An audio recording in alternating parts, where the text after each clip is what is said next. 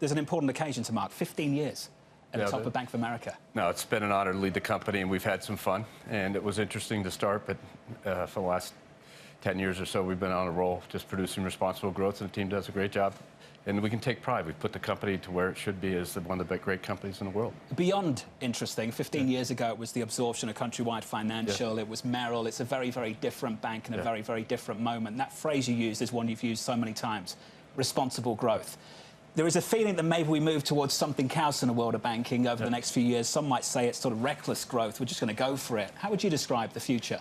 So what you're hearing is enthusiasm for, in the investment banking side, particularly transactions, right? For the last couple of years, it's been hard to get a transaction through. And what stops a seller from selling or a buyer from buying is, if this thing is delayed, I'm exposed. And so what they'll do is they'll push it through. So there's a lot of enthusiasm that there'll be better growth in the United States. There's a lot of enthusiasm by the bankers saying these deals can get done so I can go have the strategic conversation. And it's just not another idea that goes through the system. And everybody says, that's a great idea, but it's not going to be a great idea. Let's go do it. Or a great idea, I don't want to do it, but it's more of a substance base than it is more of a worry about the environment around us. Are you basically saying that there's more enthusiasm, that there is conviction and will to actually get stuff done? Yeah, I think you saw some deals getting announced, and you'll see more deals getting announced. In our sector, in banking, especially in the United States, the consolidation is still far away from being done.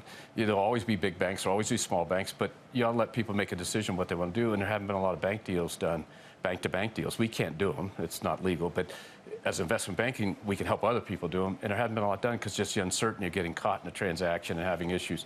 So the belief that they should promote the banks consolidating, getting more efficient, passing that through to customers, passing that through to small businesses, et cetera, will be a change. Well, there's the banking sector specifically and some of the deregulation and whether some of these mergers and consolidation will be allowed. And then there's the broader corporate sector and some of the enthusiasm we've seen and we've heard from the city's head of banking from JP Morgan.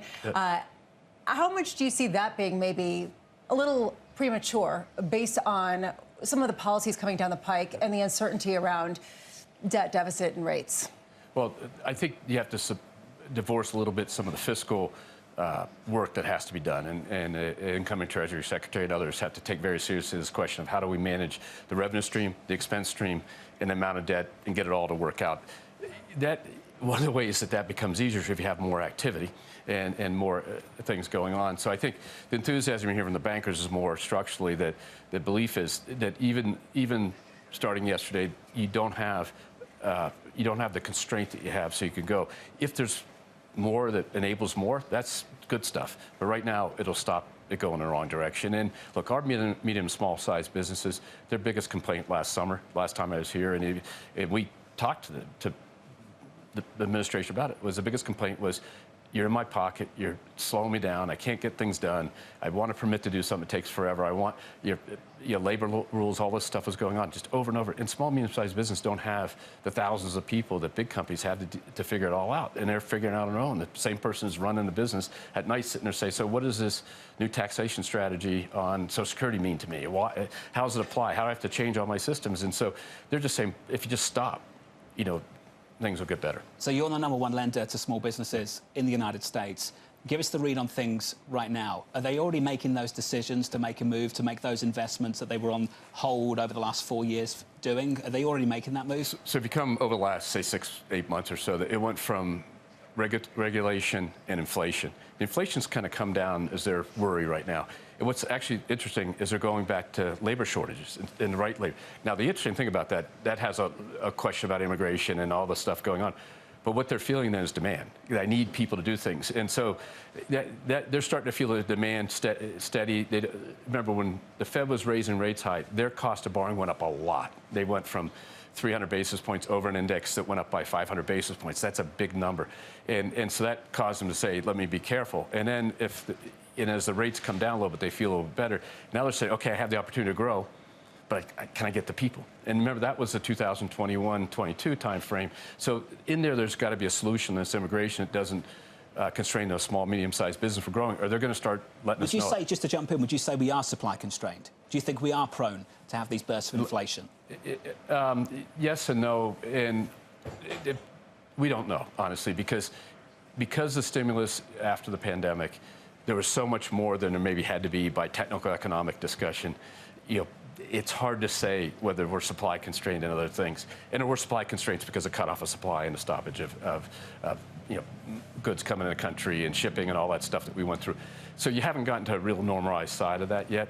But that's the blame for the current thing. I think the supply shortages can mitigate if, we got to be a little careful about labor supply. We got to be a little careful about the tariffs impacting supply and things. But I think the second sourcing's gone on. People are finding places to get stuff.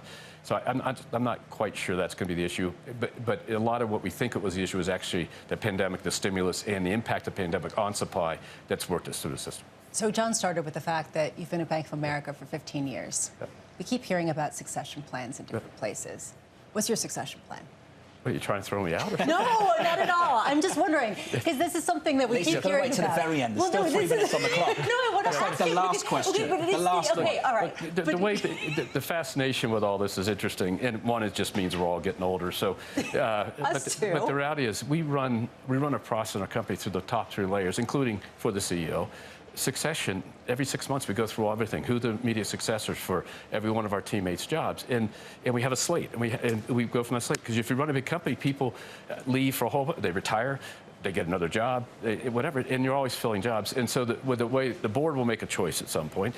I'm not going anywhere unless they throw me out. They know that. But my job, and one of the biggest jobs I have, is preparing people for what it would be like to run this company out there, and that's important. So we do a lot with our team to get them used to the experiences and get them to learn more about the trade-offs you have to make at the top of the house, because if you come through a business or come through a function, you haven't made those trade-offs. That's part of our general strategy. And so we talk to our board, but you never hear us discuss A is in and B is not. That to me is the worst thing you can do. I went through that process in the end of 2009 where there was day-to-day speculation. That's not the way to do it.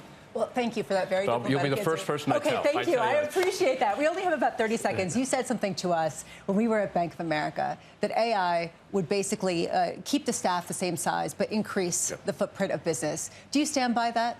Yeah, there are two facts I'll give you. One is we run the company on the nominal amount of dollars of expenses we did 10 years ago almost now.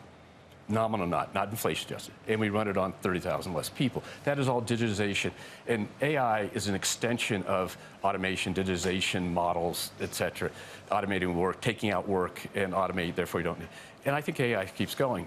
The idea is if we're good, we'll keep adjusting where the teammates end up. So it might not be the same 212,000 people, 213,000 people doing the same thing 10 years from now. Yeah. But my guess is that our employment levels will stay relatively static. There'll just be more towards stuff that can't be replicated near term by AI.